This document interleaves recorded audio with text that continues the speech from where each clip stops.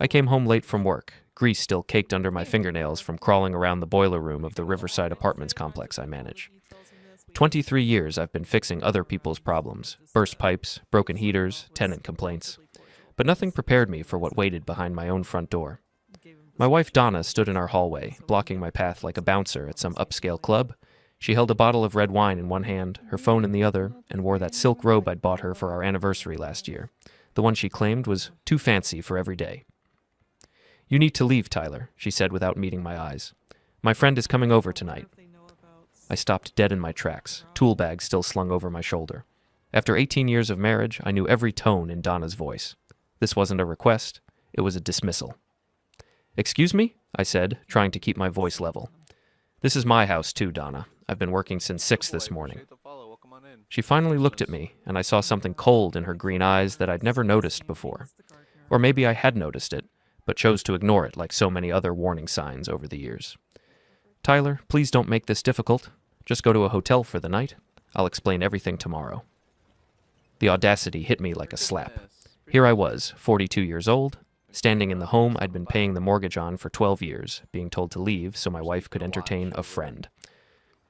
"What kind of friend needs me gone for the entire night?" I asked, though part of me already knew the answer. Donna's jaw tightened. "The kind that's none of your business. Look, I'll pay for the hotel room. Just go." I stared at her for a long moment, my mind racing.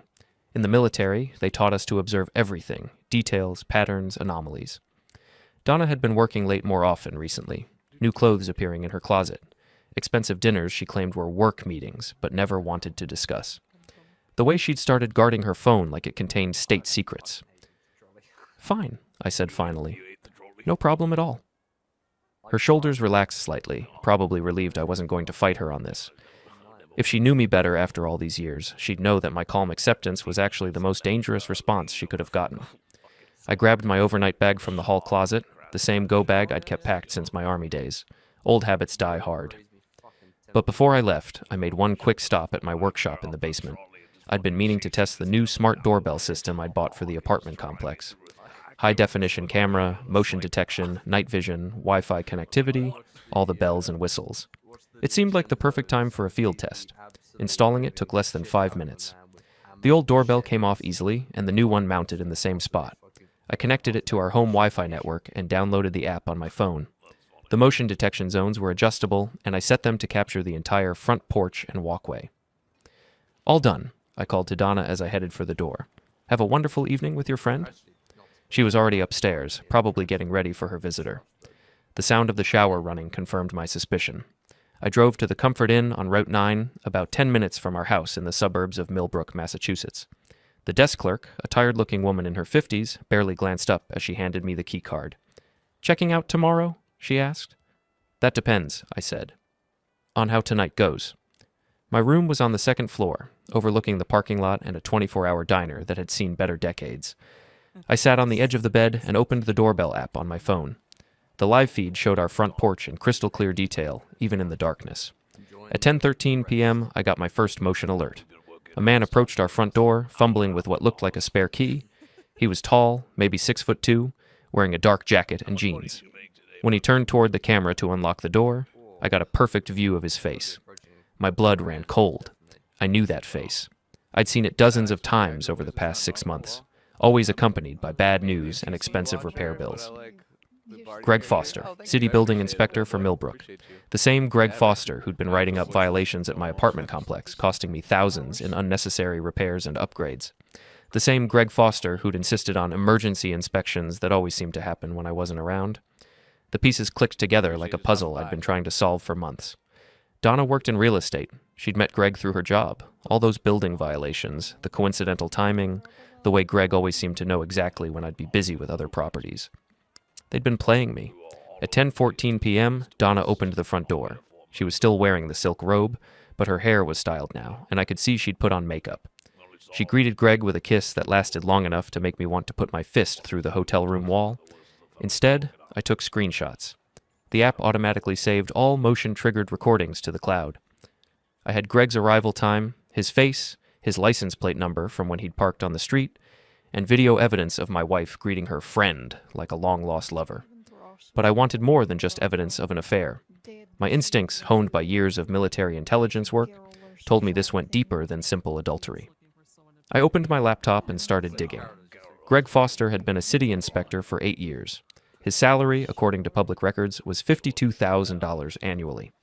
Yet he drove a BMW X5 that retailed for twice his yearly income. His social media showed expensive vacations, designer clothes, and restaurant bills that should have been way outside his budget. Then I cross-referenced his inspection schedule with Donna's real estate transactions. The pattern was beautiful in its simplicity. Donna would identify properties ripe for development or resale. Greg would find violations that required expensive fixes, driving down the property values. Donna's clients would swoop in with lowball offers. After the sales went through, Greg would mysteriously find that the violations were either resolved or had been misidentified in the first place. They were running a systematic fraud operation, using Greg's position to manipulate property values and Donna's real estate connections to profit from the artificial market conditions they created. I pulled up our joint bank account statements, something I rarely bothered to check since Donna handled most of our finances. What I found made my hands shake with rage. Over the past 18 months, there had been regular deposits into Donna's personal account, amounts ranging from $5,000 to $15,000, always within a few days of Greg's inspection reports being filed. The deposits came from various LLCs with generic names like Millbrook Property Solutions and Bay State Development Group. I traced the LLCs through the state business registry. All of them had been incorporated within the past 2 years. All of them listed the same registered agent, a law firm in Boston that specialized in creating shell companies for privacy-conscious business owners. The total amount was staggering, $180,000 in kickbacks and fraudulent payments, all flowing through my wife's accounts. At 5:47 a.m., my phone buzzed with another motion alert. Greg was leaving, trying to be discreet as he slipped out the front door. Donna stood in the doorway wearing a bathrobe, waving goodbye like some kind of suburban housewife sending her husband off to work. The irony would have been funny if it wasn't so infuriating. I had everything I needed: video evidence of the affair, financial records showing the fraud scheme, and documentation of Greg's abuse of his official position. But I wasn't going to the police first. I was going to someone much more dangerous. Denise Klein had been my mother's divorce attorney 20 years ago, and she'd earned every penny of her fee by taking my father to the cleaners after he cheated with his secretary. Mom always said Denise was like a pit bull in a Chanel suit, elegant on the outside, vicious when it came to protecting her clients. Her law office occupied the top floor of a converted Victorian mansion in downtown Millbrook, with a view of the river and the old textile mills that had been turned into trendy loft apartments. I called her at 8 a.m. sharp, knowing she'd be in early. "Tyler McGinnis," she said when her secretary put me through. "I haven't heard from you since your mother's funeral. How are you holding up?" "I've been better, Denise. I need to see you today. It's urgent." "Marital problems?" "Among other things. How much do you know about federal corruption cases?" There was a pause on the other end of the line. "More than I'd like to, unfortunately. Can you be here in an hour?" "I'm already in the parking lot." Denise's office hadn't changed much since I'd last been there. Dark wood paneling, leather-bound law books, and framed photographs of her shaking hands with various politicians and judges. She was in her mid-50s now, with silver hair pulled back in a neat bun and the kind of sharp-eyed expression that made opposing counsel nervous. I laid out everything for her: the doorbell footage, the financial records, the pattern of inspections and real estate deals. She listened without interrupting, occasionally making notes on a yellow legal pad. When I finished, she leaned back in her chair and smiled. It wasn't a pleasant smile. "Tyler, your wife and her boyfriend have stepped in something that's going to ruin their lives. This isn't just adultery. It's conspiracy, bribery, fraud, and abuse of public office. Federal charges." "What's our next move?" "Our next move is to make some phone calls. I have contacts at the FBI's Public Corruption Task Force in Boston. They love cases like this. Local officials taking bribes, real estate fraud, nice clean paper trail. It's like Christmas morning for federal prosecutors." She picked up her phone and dialed a number from memory. "Agent Sarah Mitchell? It's Denise Klein. I have something you're going to want to see." "Yes, today would be perfect." 2 hours later, I was sitting in a conference room at the FBI field office in Boston, telling my story to Agent Mitchell and 2 other investigators. They were particularly interested in the financial records and the pattern of inspections. "Mr. McGinnis," Agent Mitchell said, "we've been looking at irregularities in Millbrook's building inspection department for several months. Your evidence fills in a lot of gaps in our investigation." "What happens now?" "Now we move fast, before they have a chance to destroy evidence or flee. We'll need you to go home and act normal while we prepare arrest warrants and search warrants. Can you do that? I thought about Donna, probably sleeping off her night with Greg, completely unaware that her world was about to implode. Acting normal shouldn't be a problem, I said. After all, I'm just the husband who goes to hotels when his wife wants to entertain friends. Agent Mitchell smiled grimly. Not anymore, you're not. I went home that afternoon to find Donna in the kitchen, making coffee and humming to herself. She looked relaxed, satisfied, the cat who'd gotten into the cream. She barely looked up when I walked in. How was the hotel? She asked, not really caring about the answer. Educational, I said. Very educational. She was wearing yoga pants and one of my old army t-shirts, her hair pulled back in a messy ponytail. For a moment, she looked like the woman I'd married 18 years ago, before the ambition and greed had turned her into someone I didn't recognize. Tyler, we need to talk, she said, finally turning to face me. About last night. About things? What kind of things? She took a deep breath, like she was preparing for a difficult conversation. I haven't been happy for a while. I think we both know this marriage isn't working anymore. The timing was almost perfect. In about 6 hours, federal agents would be knocking on our door with search warrants. Donna was going to ask for a divorce just in time to lose everything she'd stolen. You're probably right, I said. Maybe we should talk to lawyers. Relief flooded her face. She'd probably been expecting a fight, tears, begging. Instead, I was making it easy for her. I'm glad you're being reasonable about this, she said. We can work out the details later. I'm going out for a while, meeting with Tina about some properties we're looking at. Tina Rodriguez was Donna's business partner and best friend, another real estate agent who specialized in distressed properties and investment opportunities. I wondered how deep she was in the fraud scheme. Take your time, I said. I'll be here. After Donna left, I called Denise to confirm everything was still on schedule. The FBI had worked fast. They'd already obtained warrants and coordinated with local police. Greg Foster would be arrested at his office at 6 p.m. Donna would be picked up wherever she happened to be. At exactly 6:15 p.m., 3 black SUVs pulled into my driveway. Agent Mitchell led the team, followed by 2 other FBI agents, a forensic accountant, and a computer specialist. They had search warrants for the house, Donna's car, and all electronic devices. Mr. McGinnis, Agent Mitchell said, is your wife home? She's out with her business partner, Tina Rodriguez. They're looking at properties. We'll find her. In the meantime, we need to search the premises. I watched from the living room as federal agents methodically went through my house, photographing documents, seizing computers, and bagging evidence. They found Donna's home office particularly interesting, file cabinets full of real estate contracts, bank statements, and correspondence with various shell companies. The computer specialist cracked Donna's laptop password in under 10 minutes. She's got spreadsheets tracking all the payments, he called out to Agent Mitchell. Dates, amounts, property addresses, it's all here. At 7:30 p.m., Donna's Mercedes pulled into the driveway. I watched through the front window as she sat in her car for a moment, staring at the federal vehicles, probably trying to process what was happening. She walked up to the front door like a woman heading to her own execution. Mrs. McGinnis, Agent Mitchell said as Donna stepped into the foyer. I'm Agent Sarah Mitchell with the FBI. You're under arrest for conspiracy to commit bribery, mail fraud, and violation of federal anti-corruption statutes. Donna's face went white. She looked at me standing in the living room doorway, and I saw the exact moment when she realized I was the one who'd turned her in. Tyler? She whispered. What did you do? I installed a doorbell camera, I said calmly. You remember, the one I mentioned I was testing for the apartment complex? Turns out it works great. Crystal clear video, perfect audio, automatic cloud backup. Very reliable. Agent Mitchell was reading Donna her rights, but Donna wasn't listening. She was staring at me with a mixture of shock and rage. You bastard, she hissed. You set me up. No, Donna, you set yourself up. I just documented it. They handcuffed her right there in our foyer, the same spot where she'd greeted Greg Foster 12 hours earlier. As they led her toward the door, she turned back to me one more time. This isn't over, Tyler. I'll fight this. I'll take you down with me. Good luck with that, I said. But you might want to focus on finding a good criminal defense attorney.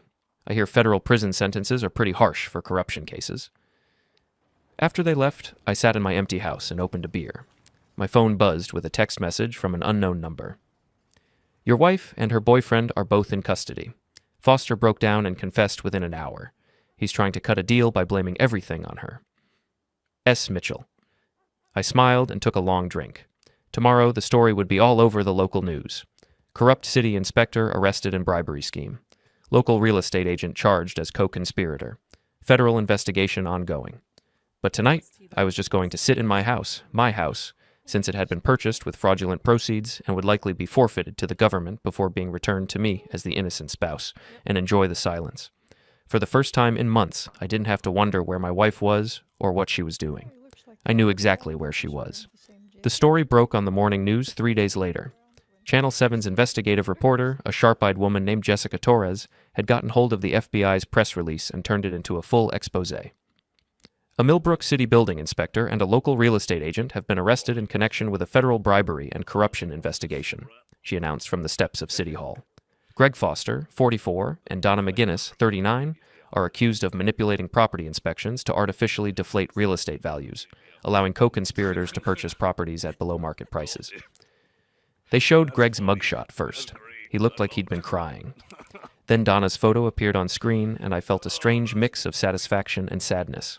She looked defiant in the picture, chin raised, eyes blazing with anger. My phone had been ringing nonstop since the arrests. Reporters wanting comments, neighbors asking questions, tenants from my apartment complex wondering if their rent was going to change. I'd stopped answering calls from numbers I didn't recognize. The one call I did take was from my son Aiden, who was in his sophomore year at UMass Amherst. "Dad, what the hell is going on?" he said without preamble. "Mom's been arrested? For bribery? This has to be some kind of mistake." Aiden was 19, old enough to understand the situation, but young enough to still believe his mother was incapable of serious wrongdoing. I'd been dreading this conversation. "It's not a mistake, son. Your mother made some very bad choices, and now she's facing the consequences. But the news is saying she stole money, that she was taking bribes. Mom wouldn't do that." I could hear the confusion and hurt in his voice. Donna might have been a criminal, but she was still his mother. "People aren't always who we think they are," I said gently. "Sometimes they surprise us, and not in good ways." "Are you getting divorced?" "Probably, but that doesn't change anything between you and me, Aiden. You're still my son, and I'm still your father." There was a long pause. "Did you turn her in?" I considered lying, but Aiden deserved the truth. "Yes, I did." Another pause, longer this time. "Good," he said finally. "If she really did what they're saying, then she deserved it." That afternoon, I drove to the Millbrook courthouse for Donna's arraignment.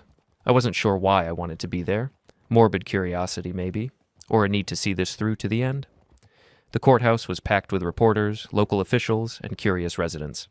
Donna's arraignment was the biggest news to hit Millbrook in years. When they brought her in, she looked smaller somehow, diminished by the orange jumpsuit and handcuffs.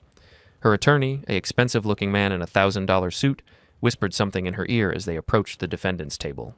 Judge Patricia Hawkins, a no-nonsense woman in her 60s, read the charges. Conspiracy to commit bribery, mail fraud, money laundering, and violation of federal anti-corruption statutes. Each count carried a potential sentence of up to 20 years in federal prison. "How does the defendant plead?" Judge Hawkins asked. "Not guilty, Your Honor," Donna's attorney replied. The prosecutor, a young woman from the U.S. Attorney's Office, requested that Donna be held without bail, arguing that she was a flight risk with access to hidden assets. "Your Honor," she said, "the defendant has demonstrated a sophisticated understanding of financial manipulation and has access to offshore accounts that we're still investigating. Given the serious nature of these charges and the defendant's clear willingness to engage in deceptive practices, we believe she poses a significant flight risk." Donna's attorney argued for bail, claiming his client was a pillar of the community with deep local ties. Judge Hawkins wasn't buying it. "Bail is denied," she ruled. "The defendant will remain in federal custody pending trial." As they led Donna away, she scanned the courtroom and found me sitting in the back row. For a moment, our eyes met across the crowded room. The hatred in her gaze was so intense I could feel it like heat from a furnace. Then she was gone, back to the federal detention center where she'd be spending the next several months while awaiting trial. I walked out of the courthouse feeling like a weight had been lifted from my shoulders. Justice wasn't just being served, it was being served publicly, with the whole town watching. 6 weeks after the arrests, I was working on a broken furnace in the basement of the Riverside Apartments when my phone buzzed with a call from Agent Mitchell. "Tyler, we need to talk. Can you come to the field office this afternoon?" "Is everything okay?" "Everything's fine. Actually, everything's better than fine. We've made some additional arrests." 2 hours later, I was back in the FBI conference room, listening to Agent Mitchell explain how the investigation had expanded.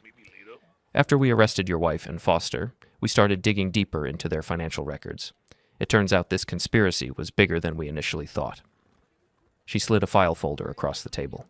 Inside were photographs and documents relating to 3 additional arrests: Tina Rodriguez, Donna's business partner; Raymond Duval, a city councilman who'd been taking payments to expedite zoning changes; and Marcus Webb, a contractor who'd been submitting inflated repair estimates for properties in the scheme.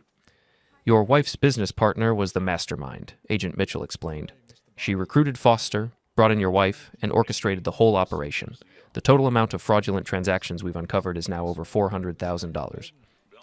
I stared at the photographs. Tina Rodriguez, who'd been to my house for dinner dozens of times; Ray Duval, who'd coached Aiden's Little League team; Marcus Webb, who'd done renovation work on my own kitchen 3 years ago. How deep does this go? I asked.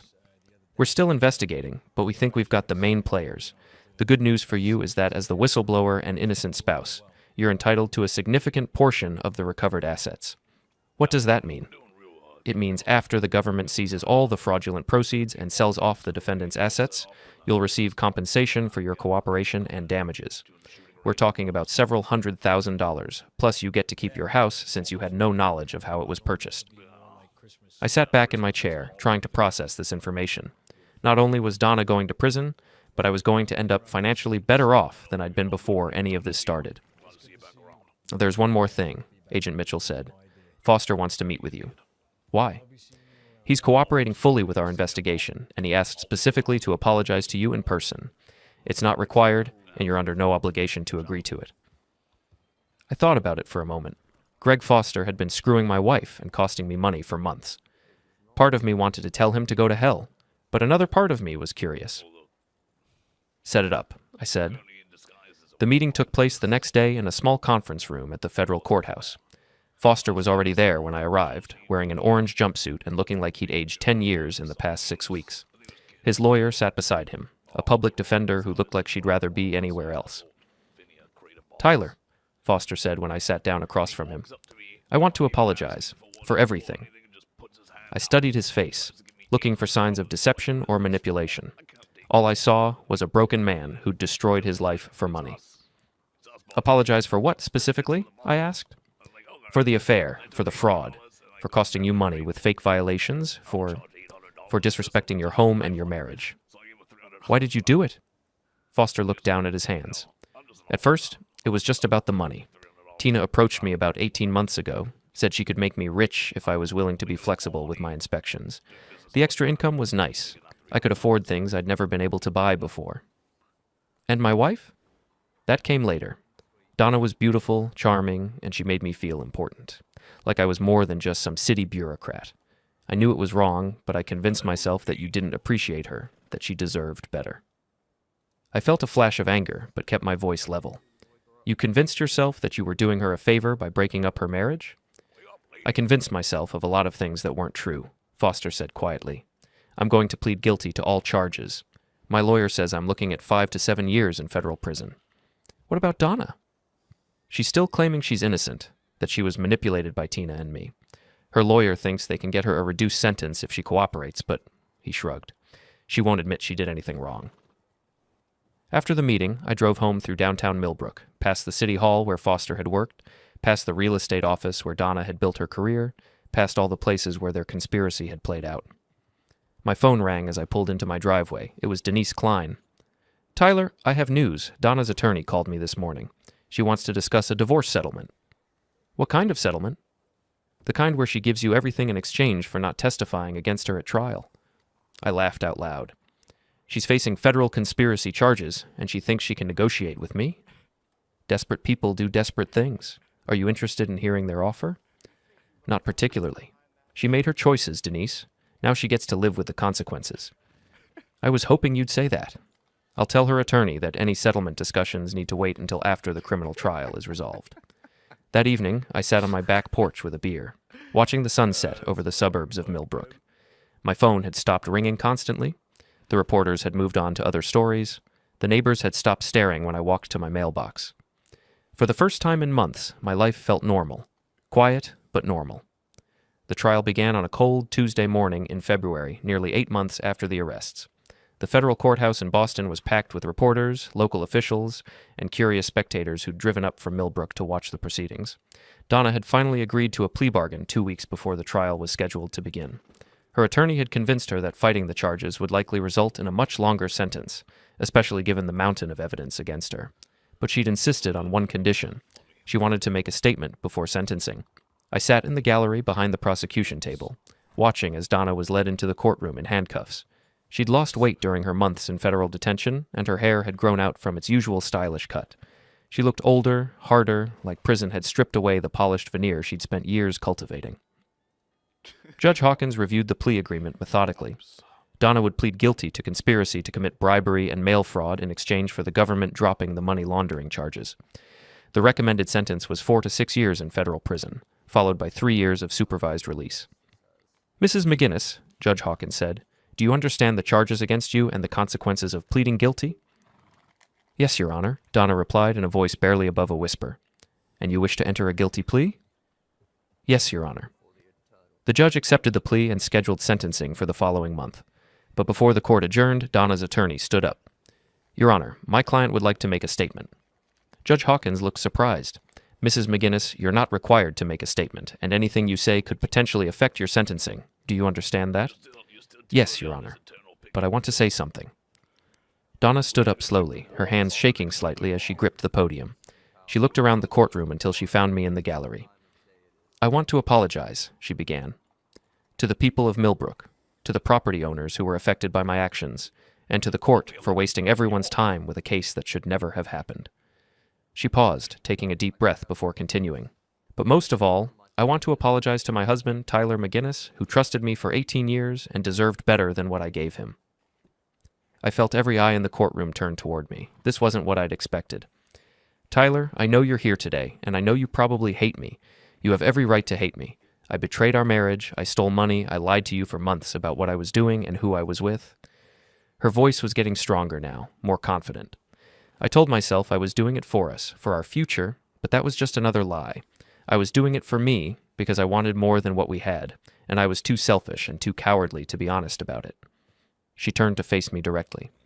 "You gave me 18 years of your life, and I threw it away for money and excitement and the thrill of getting away with something. I'm sorry it doesn't begin to cover what I owe you, but it's all I have left to give." The courtroom was completely silent. Even the reporters had stopped taking notes. "I'm going to prison for what I did, and I deserve every day of whatever sentence this court gives me. But Tyler, I hope someday you can forgive me, not for my sake, but for yours, because you deserve to be free of the anger and hurt I caused." She sat down, and Judge Hawkins called a brief recess. I walked out of the courtroom in a daze, unsure how to process what I'd just heard. In all the months since the arrests, through all the legal proceedings and media coverage, Donna had maintained her innocence or blamed others for her actions. This was the first time she'd taken full responsibility. Denise Klein found me in the hallway outside the courtroom. "Well," she said, "that was unexpected." "Do you think she meant it?" "Does it matter?"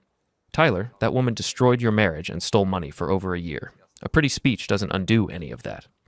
She was right, of course, but hearing Donna finally acknowledge what she'd done, finally take responsibility for her choices, felt like closure in a way I hadn't anticipated. "The important thing," Denise continued, "is that this is almost over. One more hearing for sentencing, and then you can move on with your life." Judge Hawkins sentenced Donna to 5 years in federal prison, followed by 3 years of supervised release and 500 hours of community service. She was also ordered to pay $180,000 in restitution, the full amount of her fraudulent proceeds. Greg Foster received a similar sentence, 4 years in prison, supervised release, and restitution payments. Tina Rodriguez, as the ringleader of the conspiracy, got 7 years. The others received sentences ranging from 2 to 4 years. I watched from the gallery as Donna was led away in handcuffs for the final time. She didn't look back at me, didn't try to make eye contact. She walked out of the courtroom with her head down, accepting her fate with the same resignation she'd shown throughout the plea process. After the sentencing, Agent Mitchell found me in the courthouse lobby. "Tyler, I wanted to thank you personally for your cooperation in this investigation. Cases like this only work when we have citizens willing to step forward and do the right thing." "I didn't do it to be a good citizen," I said. "I did it because I was angry," she smiled. "The best whistleblowers usually are. Anger motivates people to take risks they wouldn't normally take. What happens now? Now the government begins the process of seizing and liquidating the defendant's assets. You should receive your compensation within 6 months. And Tyler, you might want to consider changing your locks and maybe upgrading your home security system. Why? Because Donna's going to be in prison for the next 5 years, thinking about how her life fell apart. Some people use that time for reflection and personal growth. Others use it to plan revenge. I drove home from Boston that afternoon thinking about Agent Mitchell's warning. Donna had always been vindictive when she felt wronged, even over small things. 5 years in federal prison would give her plenty of time to nurture her resentment. But I wasn't the same man who'd meekly gone to a hotel when his wife told him to leave. The past year had changed me, hardened me in ways I was still discovering. Let her plan her revenge. I'd be ready. 6 months after Donna's sentencing, I received a check from the U.S. Attorney's Office for $247,000, my share of the recovered assets from the corruption scheme. It was more money than I'd ever had at one time in my life. I used part of it to pay off the mortgage on the house and put the rest in a retirement account. At 43, I was debt-free for the first time since college, with a comfortable nest egg and a steady income from managing the apartment complex. Aiden came home for spring break that year, and we had the first honest conversation we'd had since he was a child. He was studying criminal justice at UMass, inspired partly by what had happened with his mother. "Dad, can I ask you something?" he said as we sat on the back porch one evening. "Sure." "Do you miss her?" "Mom, I mean." I thought about it for a long moment. I miss the woman I thought she was, but that woman probably never existed. The real Donna was someone who could lie to my face for months while stealing money and sleeping with another man. "Are you going to date anyone?" "Maybe someday, but I'm not in any hurry. I'm still figuring out how to trust my own judgment about people." Aiden nodded. "I get that. I keep wondering how I missed all the signs, you know? How I didn't realize what kind of person she really was." "She was your mother, son. You loved her unconditionally, the way children are supposed to love their parents. That's not a weakness. It's exactly how you were raised to be. But you saw through her eventually. Only because she got careless. If she'd been smarter about covering her tracks, she might have gotten away with it for years." That summer, I got a letter from Donna. It was forwarded through Denise Klein's office. Apparently, inmates weren't allowed to contact victims directly. The letter was 3 pages long, handwritten on prison stationery. In it, Donna described her daily routine at the Federal Correctional Institution in Connecticut, where she was serving her sentence. She talked about the other inmates, the prison jobs program, the counseling sessions she was required to attend, but mostly she talked about regret. "I think about our marriage every day," she wrote. "Not the last few months when everything was falling apart, but the good years. The early years when we were building something together. I threw all of that away for money and excitement, and I can't even explain why it seemed worth it at the time." She asked about Aiden, about the house, about whether I was happy. She didn't ask me to visit or write back. She didn't make any demands or requests. "I know I don't have the right to ask for forgiveness," the letter concluded, "but I want you to know that I understand what I did to you, to us, to our family. I understand it in a way I didn't before, and I'm sorry in a way I've never been sorry for anything in my life." I read the letter twice, then put it in a drawer and never responded. Donna was released from federal prison on a Tuesday morning in October, after serving 4 years and 2 months of her 5-year sentence. She'd earned early release through good behavior and participation in prison programs. I knew she was getting out because Denise Klein had warned me and because the Victim Services Coordinator at the U.S. Attorney's Office had sent me a notification letter. Donna was required to report to a halfway house in Springfield for the first 6 months of her supervised release, and she was prohibited from contacting me directly. But I wasn't surprised when she showed up at my door 3 days after her release. I was working in my home office when the doorbell rang, the same smart doorbell that had started this whole chain of events 4.5 years earlier. The app on my phone showed a woman standing on my front porch, thin and nervous looking, wearing clothes that looked like they'd come from a thrift store. It took me a moment to recognize her as my ex-wife. Prison had changed Donna in ways that went beyond the obvious physical differences. She looked older, certainly, and harder around the edges, but there was something else. A wariness in her posture, a way of holding herself that suggested she'd learned to be constantly alert for threats. I opened the door but didn't invite her in. "Hello, Tyler," she said quietly. "You're not supposed to be here, Donna. Your release conditions prohibit contact with victims." "I know. I needed to see you, to talk to you." "We don't have anything to talk about." She looked past me into the house, our former house, now solely mine. "Can I come in? Just for a few minutes?" "No."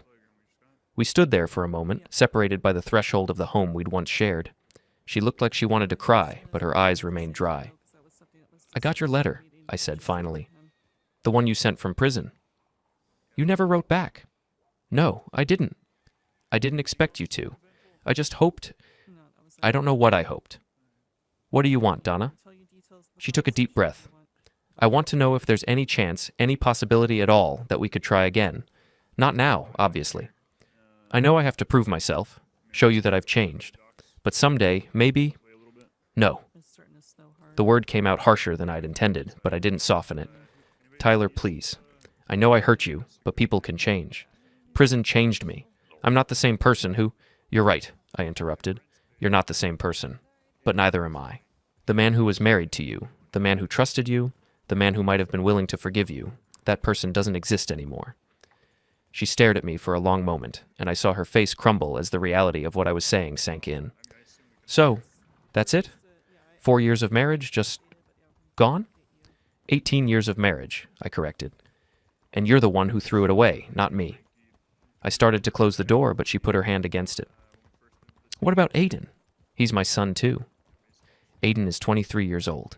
He can make his own decisions about whether he wants a relationship with you, but that's between you and him." I gently but firmly moved her hand away from the door. "Goodbye, Donna." I closed the door and watched through the peephole as she stood on my porch for another minute, crying silently. Then she walked away, disappearing down the street where we'd once taken evening walks together, back when we were different people living different lives. I never saw her again. 2 years later, I was reading the Sunday paper when I came across a small item in the local news section. "Former Millbrook real estate agent dies in car accident." The article was brief. Donna McGinnis, 46, had been killed in a single car crash on Route 91 near Springfield. Police said she'd been driving late at night when her car left the roadway and struck a tree. She was pronounced dead at the scene. The article mentioned her conviction in the federal corruption case, but described her as trying to rebuild her life after her release from prison. There was no mention of family survivors. I stared at the newspaper for a long time, trying to process how I felt about the news. Sadness, relief, anger that she died before fully paying for what she'd done. Mostly, I felt empty. I called Aiden, who was now working as a police officer in Worcester. He'd reconciled with his mother during her final year of supervised release, visiting her occasionally and talking to her on the phone. Her death hit him hard. "I keep thinking about all the time we lost," he said during her funeral, which was attended by fewer than a dozen people. 4 years when I barely spoke to her because I was so angry about what she'd done to you, to our family. "You had every right to be angry," I told him, "and you made peace with her before she died. That's what matters." "Do you think she was happy? At the end, I mean?" I thought about the broken woman who'd stood on my porch 2 years earlier, begging for a second chance I couldn't give her. "I think she was trying to be," I said. "That's probably the best any of us can hope for." After the funeral, I drove past our old house, my house, and thought about the chain of events that had started with a simple request. "You need to leave. My friend is coming over tonight." If Donna had been more discreet, if I hadn't installed that doorbell camera, if I'd been less observant or less vindictive, she might still be alive today. She might have gotten away with the fraud for years, might have eventually left me for Greg Foster, might have built a new life on stolen money and lies. Instead, my decision to document her betrayal had set in motion a series of events that destroyed her life and ultimately led to her death. I should have felt guilty about that. Part of me expected to feel guilty, but I didn't. Donna had made her choices. She'd chosen to steal money, to betray our marriage, to lie to my face for months while she built her secret life.